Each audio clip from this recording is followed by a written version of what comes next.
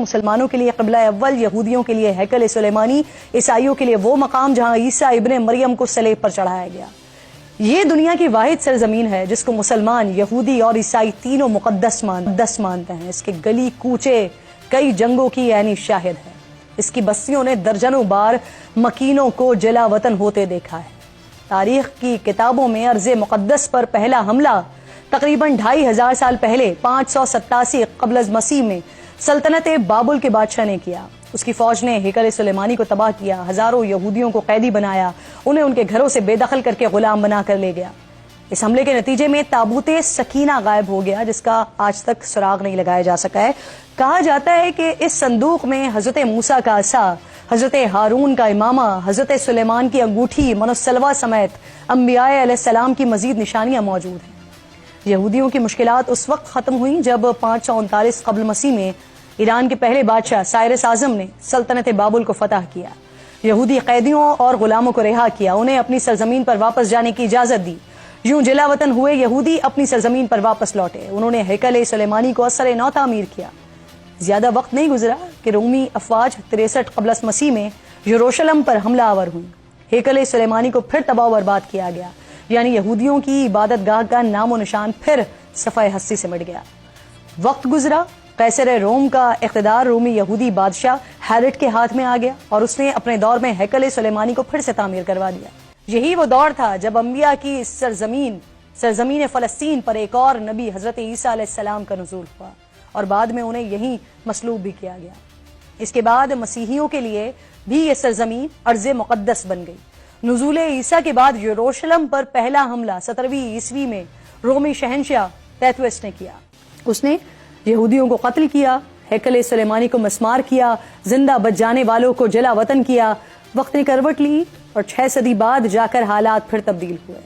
638 عیسوی میں خلیفہ دوم حضرت عمر فاروق رضی اللہ تعالیٰ عنہ نے قیصر روم کو شکست دی اور بیت المقدس کا کنٹرول مسلمانوں کے قبضے میں آ گیا۔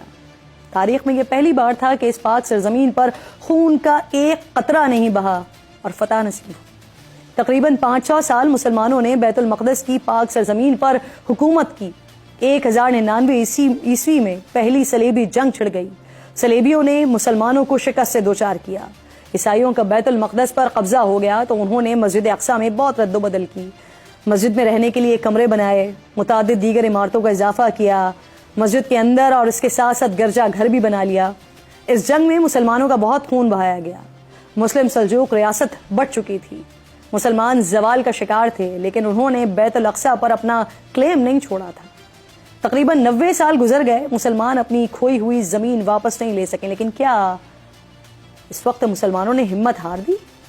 نہیں، اور پھر اللہ نے ایک مرد مجاہد کو بھیجا، سلطان صلاح الدین ایوبی، جنہوں نے بیت المقدس کو آزاد کروانے کی کوششیں شروع کی، لیکن بار بار ناکامی کے بعد بھی وہ رکے نہیں، حوصلہ نہیں ہارے۔ تقریباً 16 حملوں کے بعد بالآخر فتح یاب ہوئے۔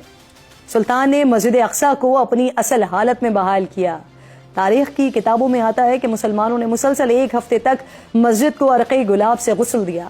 حلب سے ایک عظیم الشان اور نادر ممبر تعمیر کروا کر مسجد میں نصب کروایا گیا۔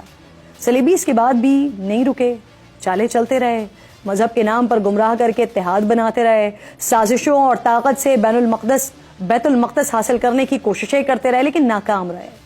15ویں صدی میں جا کر بیت المقدس سلطنت عثمانیہ کے پاس آ گیا۔ عثمانی سلاطین نے شہر کو جدید خطوط پر تعمیر کروایا، سڑکوں سے لے کر ریلوے لائن تک جدید نظام بنایا۔ عہد عثمانی کے دوران یہودیوں نے آزاد یہودی ریاست کے قیام کی بڑی کوششیں کی، لیکن وہ کبھی ایسا کر نہیں سکے۔